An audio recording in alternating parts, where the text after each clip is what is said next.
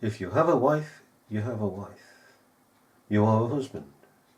It goes with any man desire the office of a bishop. There's no woman here.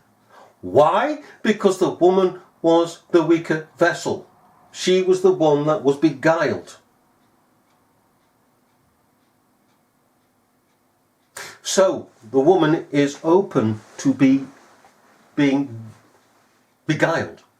As much as those who run forwards and steal the offices of God. They don't come through the gate, which Christ opens. Oh no, they come over the wall. Oh no, I'm not coming through the great gate, they say. That's too straight. That's too narrow. The ways of the Lord are too straight and too narrow. I'm going over the wall. I'm going to climb. I'm going to get effort. I'm going to climb over the wall. And so they do. They study to pass themselves off as angels of light. Study. Oh yes, they look around. Oh, what is accepted by the congregation? They're accepting this. And they're accepting that. Well, I'll study this and I'll study that and I'll study the other. Yeah, fine. Yeah, great. And then they do this. They have no interest in the scriptures. They do this. They're thieves and robbers, stealing positions within the church. And God therefore is not with them and cannot be with them because they're thieves and robbers and reprobates.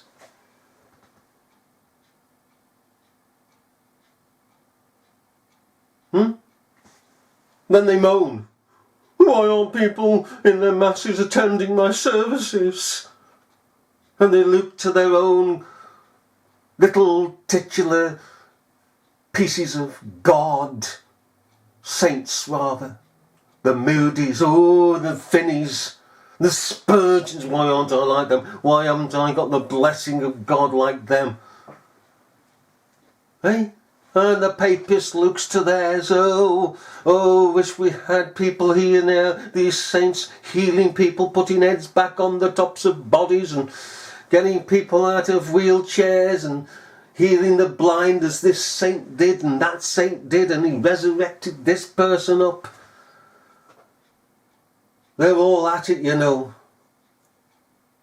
They're all at it. They don't want, no desire. Do not want and desire the plain living word of God to the plain living word of our lives. Charlatans. Absolute charlatans. Eve ministered to Adam. Did she not? Arrogant, brash, forward Adam, who no doubt thought that he could get away with it. Oh, he knew, he fully knew that if he took off the forbidden fruit off that tree,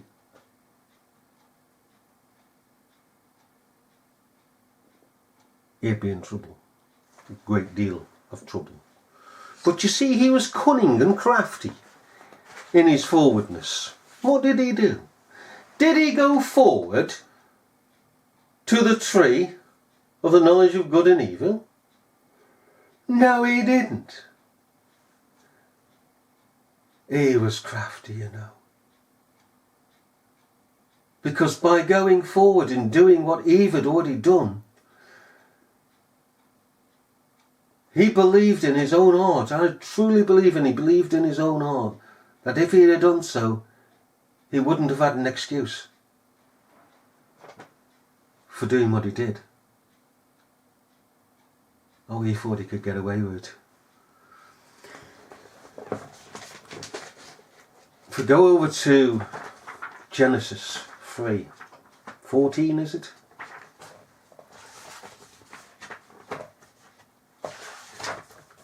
we can see what he did.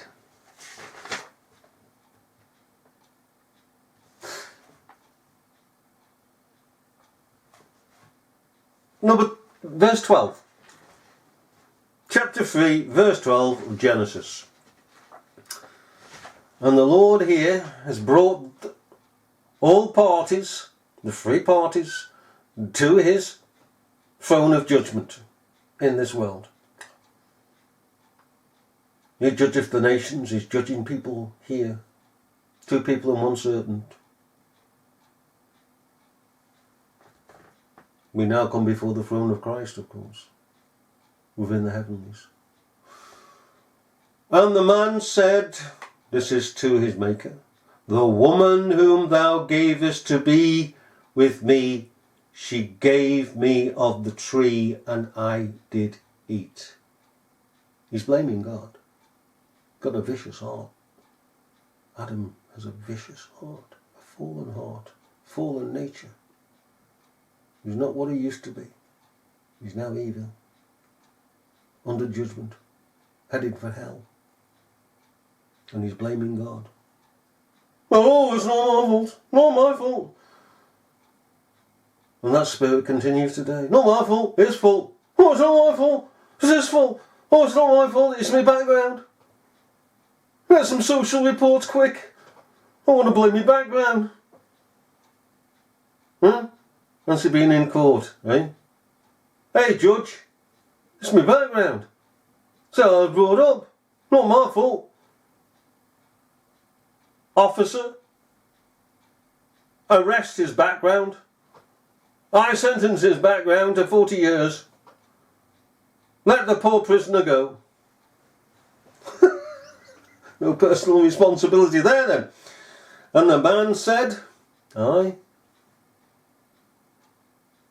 the woman whom thou gavest to be with me, she gave me of the tree, and I did eat. She ministered to him. She gave me of the tree, and I did eat. So whatever she had read on that tree, that she had consumed, she then stood in her metaphorical pulpit and preached to Adam. He's sitting there, and she's preaching away.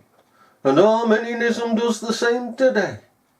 It says, well, whoa, you know, you've got these women here declaring that Christ has risen, and so on and so on and so forth. That shows that women should be in the ministry. How godless can you get? A true Christian would never say such a thing. A true Christian is taught of God within the inward parts.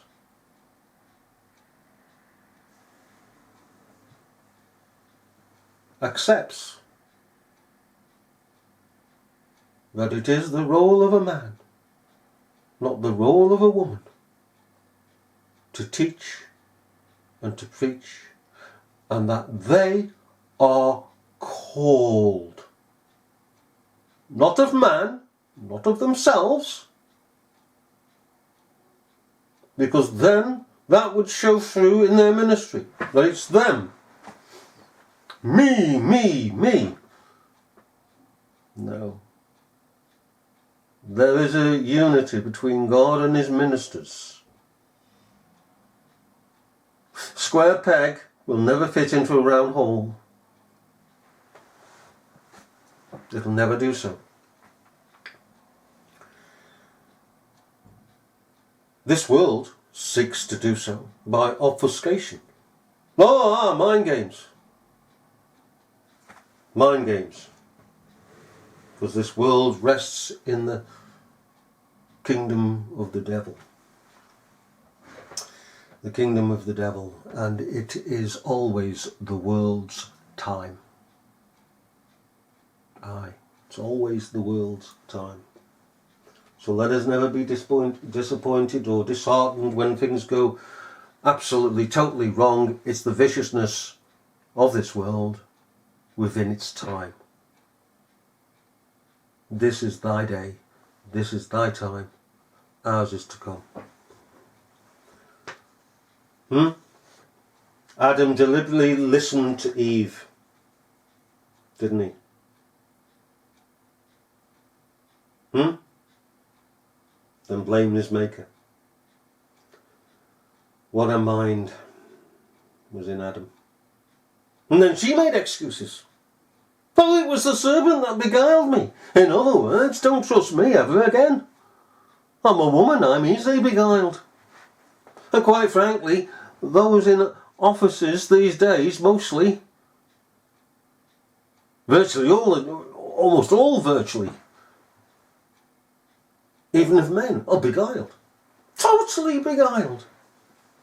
Hypocrites, whited sepulchres, den of thieves, hypocrites. They go to the memorials of fallen saints, garnish them, but they won't listen to them. They listen to themselves. They don't listen to them as far as that saint of God, and we're all saints of God, has progressed within the Word of God. We're not all infallible. Far, far from it.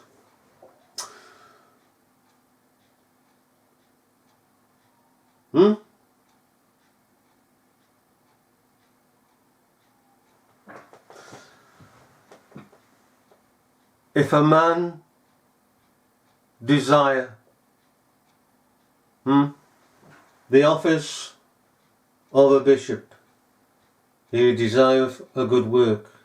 A bishop must be blameless, the husband of one wife, not necessarily to have a wife. Paul is not saying you must be married.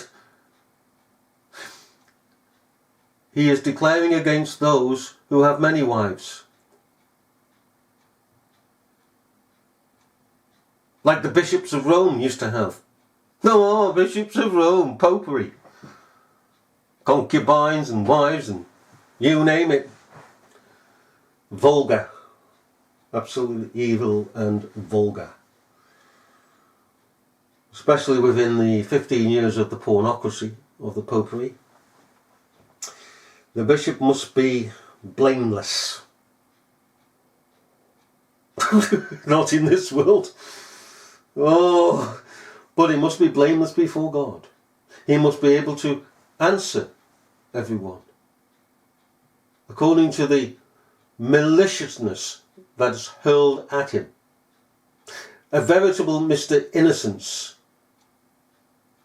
within the Pilgrim's Progress, who gets mud thrown at him, slinging mud, mudslingers. Oh, is this, is that, is the other. Whom do men say that I am, said Christ. Oh, he's a drunkard, he's a wine bibber, he's a partaker of sinners and harlots and adulterers and all the rest. He's of the father, the devil. Everything under the sun. Was Christ blameless? Yes. But innocence is never blameless when it comes to the world. Never. Blameless as being pure of heart. Somebody like Christ says something, he counters them and walks on. And in some situations, people are not worth countering. Just not worth it. A bishop then must be blameless, the husband of one wife. Vigilant. Oh, vigilant. On guard. Not slothful. Not like they are today. Most are not even called today. As I say, most of them are thieves, absolute thieves and vagabonds who are not owned of the Lord. They must be vigilant. We all must be vigilant. Absolutely vigilant. And the point is here specifically towards the ministers of God is that they are not tricked into the things of this world, because this world is the enemy. It is the avowed enemy of us. Now, they should show vigilance, and they should encourage us to have diligence. Okay?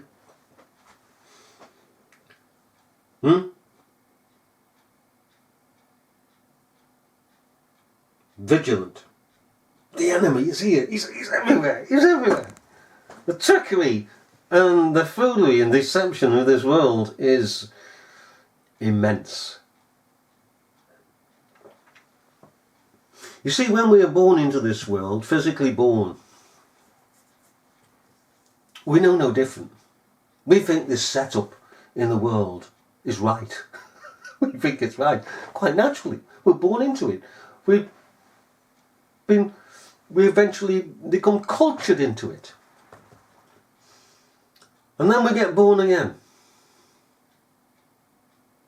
And then, oops, this world isn't what it appears to be. And to be ye transformed by the renewing of your mind would be superfluous if the world was right. We know it's not right. We know it's not right.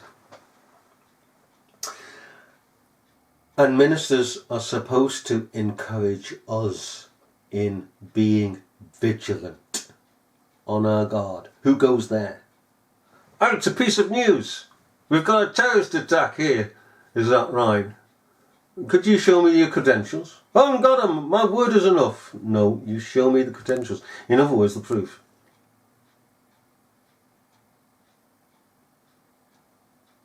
As the world is in awe of these things, fake news,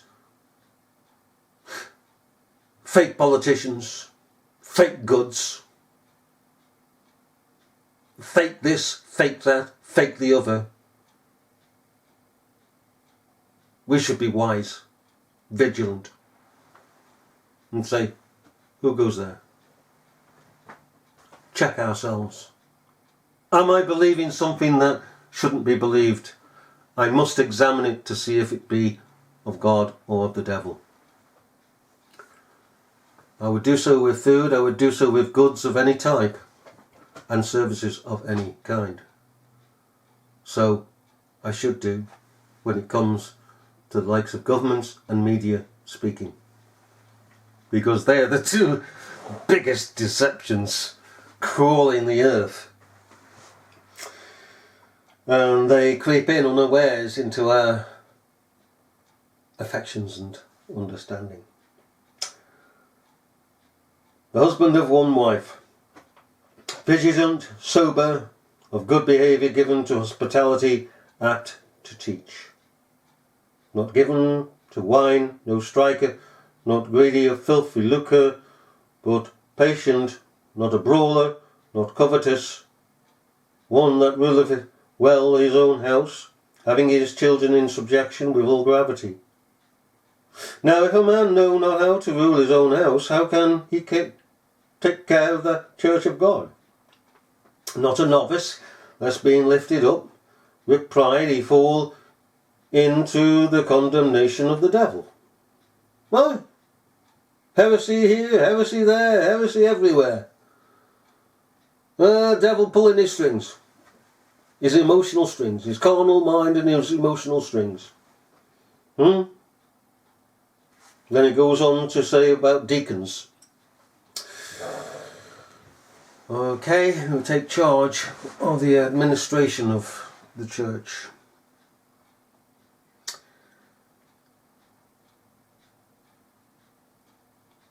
Marriage is denied by the Roman Church. Under Hildebrand, the monk, came an edict, and every married priest should lose their stipend unless they got rid of their wives. And some priests had more than one wife. So, wives were dismissed and put out on the street, and Hildebrand turned round and said, call them whores and harlots, dirty, evil beggars. That was his order to the people, and the people did so. And many a widow got assaulted, and they were out without a penny. All because of Pope Hildebrand, the devil's fire. The celibacy of the clergy came about with him, except for the celibacy of the popes. Hey, do as I say, don't do as I do. Popes who were being bumped off, one by another, choked, hung, poisoned, all because they wanted the chief office of a bishop. And of course their bishop is the bishop of souls, Jesus Christ. That again is another signification that popery is the Antichrist. No matter what neo-evangelical, godless, sacrilegious groups may say. It doesn't matter.